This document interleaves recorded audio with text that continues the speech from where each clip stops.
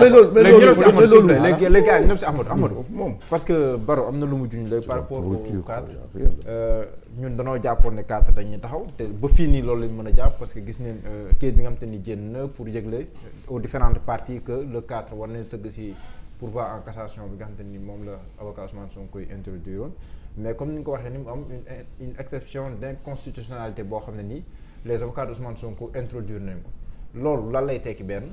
ñaareel ba ban jeexital la mën a am par rapport au cadre bi nga xam te nii si leen war a en tout cas ba fi ñuy waxee nii sëgg si mbirum Ousmane Sonko Mame Mbaye Niang sa Cour suprême. merci Diallo xam nga exception d'inconstitutionnalité dafa nekk benn c'est une procédure incident en droit. Auparavant avant 2016 dañ doon wax ne pour nga soulever exception d'inconstitutionnalité il faut que nga dem ba Cour suprême. mais à travers la réforme constitutionnelle de 2016 dañ ne léegi le plaideur même devant la cour d'appel mën na soulever exception boobu. xam nga en droit dafa am lu ñu tuddee le recours par voie d'action ak le recours par voie d'exception. exception d'inconstitutionnalité bi recours par voie d'exception la. xam nga tey par exemple bu ñu indee loi assemblée nationale à partir du moment où benn député constate ne loi bi ni dafa n'est pas conforme à la constitution am na possibilité. mu saisir conseil constitutionnel pour que le conseil constitutionnel bi nga xamante ne nii moom mooy le juge de la conformité de la loi par rapport à ses propres dispositions moo saytu ba xam loi bi nga xam ne soulevé dañ ko boobu mooy recours par voie d'action. beneen bi moom mooy le recours par voie d'exception mooy cas de figure bi ñu nekk nii. mooy tey jii nii devant une instance pénale et relativement devant la cour d'appel wala devant la cour suprême à partir du moment où le plaideur mën na nekk l'avocat de la défense constaté na ne.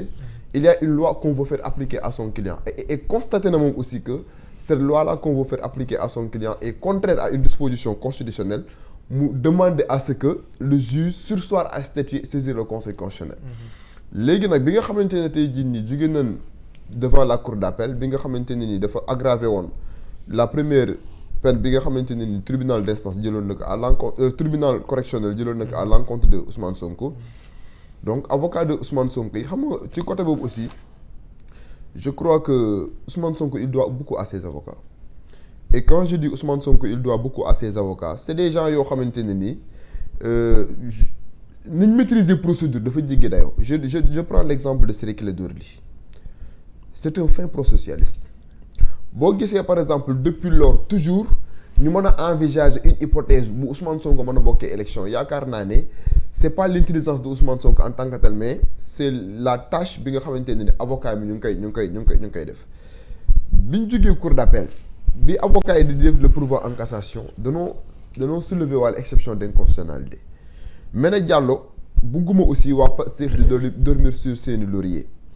parce que exception d'inconstitutionnalité am na benn affaire bu ci amoon dans le cadre du procès Khalifa Sall affaire bu bizarre nag devant la cour d'appel lorsque Khalifa Sall était ñu ngi ko doon juger devant la cour d'appel ses avocats avaient soulevé l'exception d'inconstitutionnalité pour wax juge Demba Kandji moo nekkoon président de l'époque pour wax que ne que danoo bëgg nga surseoir à statuer pour saisir le conseil constitutionnel parce que Khalifa Sall li ngeen ko toppee mooy caisse d'avance alors que dafa am une différence entre l'argent de la municipalité ak l'argent de l'État à travers une disposition constitutionnelle bi wax ne collectivités locales yi mën nañoo administrer seen bopp librement. xam nga loolu c'est une disposition constitutionnelle. alors que état bi da doon bëgg a gëm ne Khalifa Sall lim détourné c'est des fonds yoo xamante ne ni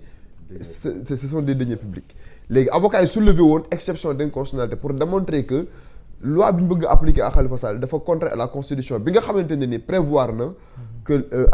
les collectivités locales mën nañoo administrer seen bopp librement mais bi ñu ko defee devant la cour d'appel juge bi daf ko rejeté woon. te exception d'inconstitutionnalité juge bi il n'a pas juge amul droit refuser ko pourquoi parce que à partir du moment où le plaideur soulève cette exception là l'article 22 de la loi organique portant la création de la Cour suprême ak l'article 91 sur l'Assemblée le Conseil constitutionnel da lay wax ne à partir du moment où un plaideur soulève exception boobu noonu le juge il doit surseoir à statuer xam nga surseoir à statuer mooy on a soumis au juge une question qui échappe à sa compétence qui dépasse même sa compétence donc exception d'inconstitutionnalité bu ñu ko soulever devant la cour d'appel wala devant la cour suprême day nekk benn question boo xamante ne incidente day dépasser la compétence même du juge léegi lan la ñuy xaar ci moom disposition bi dane l'article 22 dane juge bi dafa war a surseoir à statuer dafa war a saisir le conseil constitutionnel maintenant le conseil constitutionnel obligatoirement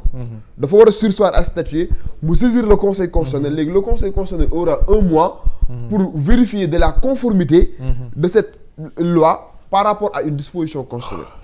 léegi bu fekkente ne par exemple le conseil constitutionnel constate na ne la loi qu'on veut faire appliquer par exemple à l'encontre de ce plaideur là n'est pas conforme à la constitution bu boobaa application bi du mën a tee nekk léegi buñ ko ramener dans la situation factuelle le cadre ñi ngi war a dem ci dernière ligne droite bi ça veut dire l'affaire Ousmane Sonko Mame Mbaye Niang doit être évoqué par la Cour suprême et que on a constaté que dans le pourvoi en cassation les avocats de Ousmane Sonko concomitamment au pourvoi soulever wala leen exception boobu noonu pour montrer au juge que il y a une disposition qu'on veut faire appliquer à Ousmane Sonko et qui n'est pas conforme à la constitution du Sénégal et à partir du moment où ñoom dañoo jàpp ne le statut de ministre de Mame Mbaye Niang par rapport à la diffamation ak yooyu ñoom foofu la ñu dafa mel ni lañ bëgg attaquer au niveau si conseil constitutionnel pour wax ndax c'est conforme à la constitution ou pas. tout à fait et relativement à l'article 260 du code pénal bi nga xam ne nii dafa prévoir spécifiquement diffamation boo xamante ni dañ ko def à l'encontre de membres du gouvernement bokkul ba léegi ak diffamation boo xam ne dañ ko def ci vie personnelle am parce que article 260 ak article 261 du code pénal day def différence kon boo duuralee ab ministre bokkul ak nga duural ak sëñ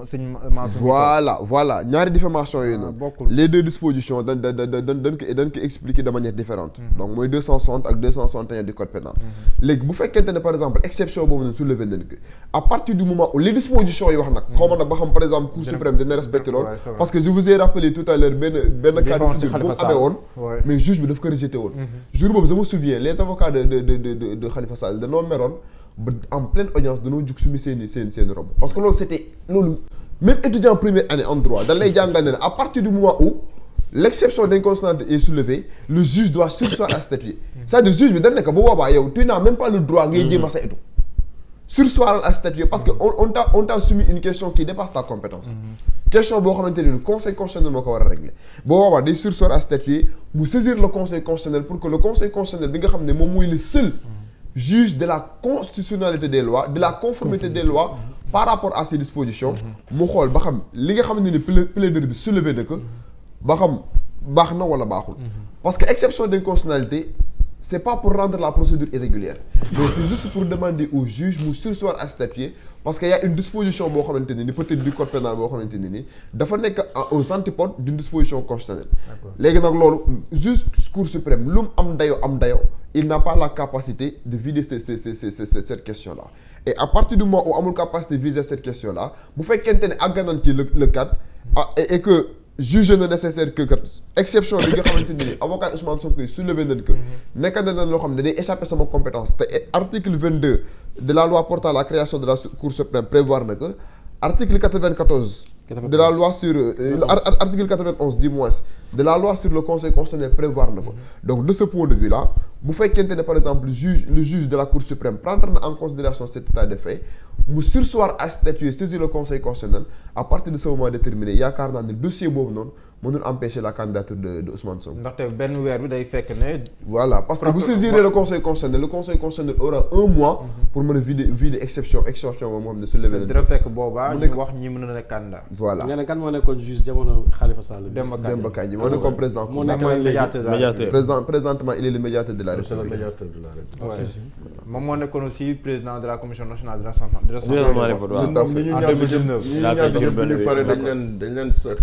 voilà donc mbirum Ousmane Sonko au niveau de la Cour suprême Ahmadou merci beaucoup si leer mbirum Ousmane Sonko au niveau de la sa juriste bi taxaw macha allah man dama xalaat ne est-ce que du jël article di ko xool ci ndox di ko xool ci ndox après di ko naan defe naa ne noonu la koy def Babacar Diop Ousmane Sonko à la Cour suprême mbirum